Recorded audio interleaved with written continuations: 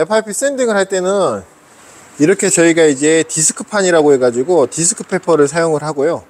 저희 같은 경우 보통 36방 정도 거친 거를 쓰고 있어요. 아까 저희가 이제 예전에 설명드렸던 하이파론 그 샌딩을 할 때는 이런 걸 쓰시면 안 되고 고운 거를 쓰셔야 되고요.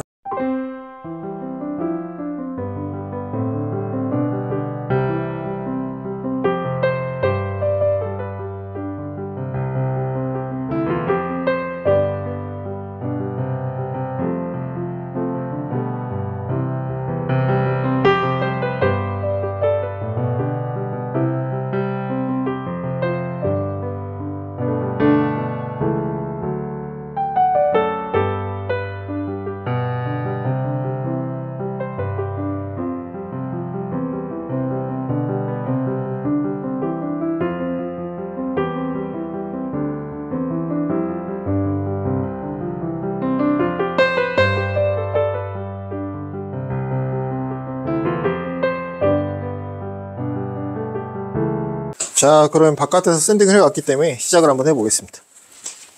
자, 이렇게 지금 보시면 이런 식으로 겔코트가 있는 거는 겔코트 자체를 아예 없애서 FRP가 노출될 정도까지 하셔야 돼요.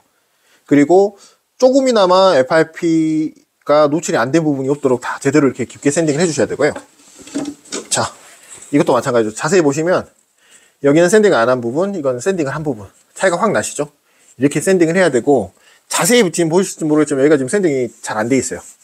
그래서 이런 부분까지도 사실은 만약에 수리 부위라고 치면 샌딩을 제대로 해주셔야 되는 이유가 뭐냐면, 샌딩을 하다 보면은 여기 이제 빵꾸가 이렇게만 하나 보이는데 샌딩을 하다 보면 이렇게 크랙이 가 있는 경우들이 있어요. 그러면 크랙 있는 데까지 전부 다 해주셔야 돼요. 최소한 크랙 끝나는 지점에 최소한 10에서 15cm 정도 주변은 다 해주신다고 보시면 돼요. 일단은 이거는 이제 아까 못 보던 액체인데 이거는 아세톤이에요.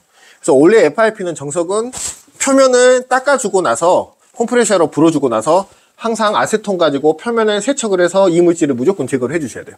그리고 마찬가지로 아세톤은 완벽하게 컴프레셔나 드라이기를 이용해서 말려주셔야 되고요. 그게 가장 기본입니다. 자, 그리고 일반 분들이 이제 제일 힘들어 하시는 경화제 비율.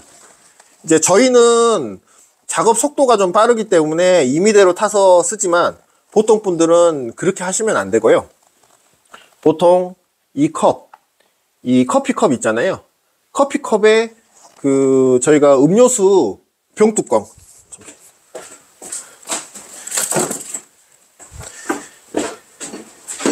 이 커피컵 하나에 이 음료수 병뚜껑 있잖아요. 이 병뚜껑을 예를 들면은 저희 같은 경우는 따까리라 그러는데 반 따까리 정도 넣으시면 딱 맞아요. 이제 다시 설명드릴게요. 이 지금 커피컵 요 정도에 이 음료수 병에 경화제를 가득 넣어가지고 절반 정도만 여기다가 따라서 섞어주시면 돼요. 자, 이제 저희는 이제 그냥 임의대로 한번 해볼게요. 자, 그리고 일단 제일 중요한 거는 섞어졌는지 안 섞어졌는지를 이제 보려면 이 색깔의 변화를 보셔야 되거든요. 자, 보시면 이제 연한 핑크빛이죠? 경화제를 그냥 색깔 변화 때문에 제가 좀 더 과하게 한번 타볼게요. 과하게 타가지고 일단 붓이 너무 크니까 이걸로 한번 저어볼게요. 원래 이걸로 섞으시면 안 돼요. 막대기나 이런 거 준비하셔서 섞어야 되는데 저는 이제 준비가 안 돼 있어서 이걸로 그냥 하는 겁니다. 자, 보세요. 색깔이 이렇게 바뀌셨죠? 이 색깔이 바뀌는 게 물론 제가 지금 경화제를 좀 많이 타가지고 색깔이 약간 흑빛으로 도는데요. 원래는 제 양을 타시게 되면 이것보단 좀 연하게, 근데 자세히 보시면 연한 핑크에서 진한 핑크로 바뀌는 거를 꼭 보셔야 돼요. FRP에서 제일 실수하시는 게 경화제를 안 타고 작업을 하시는 경우도 진짜 현장에서 많아요. 그래서 항상 저희는 이제 초보분들한테 눈에서 색깔 변하는 거 확실하게 확인하고 작업을 하라고 하시는 거거든요. 그리고 이제 작업을 하시다가 보면 무조건 햇볕에서는 작업을 하시면 안 돼요. 햇볕에서는 경화제 양에 상관없이 이게 굳어버리기 때문에 그건 누구도 예측을 할 수가 없거든요. 그래서 항상 그늘에서 작업하시는 습관을 하시고요. 자, 두 가지를 보여드릴게요. 보통 분들은 이렇게 다 섞으시고 나서, 잠시만요. 여기다 둘게요. 섞으시고 나서 보통 이렇게 작업을 하실 거예요.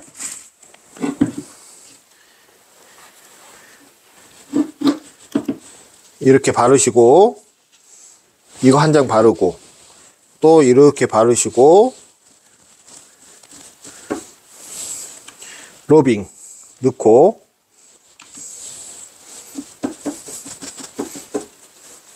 그 다음에 또 나머지 한 장 바르시고, 바르시는데 이렇게 대충 희끗희끗 바르시고, 그 다음에 철로라 이렇게 끝내신 분들도 있고요, 실제로요. 아니면 철로라지를 그냥 이렇게 하시는 분들이 있어요. 이게 뭐 안 좋은 방법은 아닌데 정말 그 효율적이지 않는 방법이에요. 그래서 전문가들은 보통 어떻게 작업을 하냐면, 뭐 마찬가지인데 별 차이는 없는데 이렇게 보시면 돼요. 자, 표면은 일단 세척을 하고 한번 도포를 해서 추가로 먼지를 없애 주셔야 되고요. 그 다음에 이거는 이렇게 하셔야 돼요. 자, 한번 도포하고 여기다가 올리고, 그 다음에 다시 그렇게 해서 3장 올리고, 그 다음에 뒤집어 가지고 안 묻은 부분 이렇게 해주시고, 바로 여기다가 제가 올리진 않아요. 다른 작업 하면서 좀 기다렸다가 저희가 이제 그 다음에 이거를 올려주는 거죠. 이런 식으로 올려주고 바로 철로라지를 하지 않아요. 왜 그러냐면, 지금 자세히 보시면 막 올려가지고 철로라지를 막 하잖아요. 그러면 이게 지금 그 수지를 매트가 먹고 있어도 숨이 안 죽었기 때문에 이렇게 다시 일어나시거든요. 그래서 그렇게 해서 어거지로 문지르실 바에는 이렇게 해놓고, 어차피 아무리 경화제를 많이 넣어도 그 5분 안에는 경화가 일어나지는 않아요. 그래서 이렇게 놔두신 상태에서 그냥 좀 뭐 예를 들면은 한 30초 정도 기다리셨다가 그 다음에 이렇게 철로라지를 해주시는 거예요.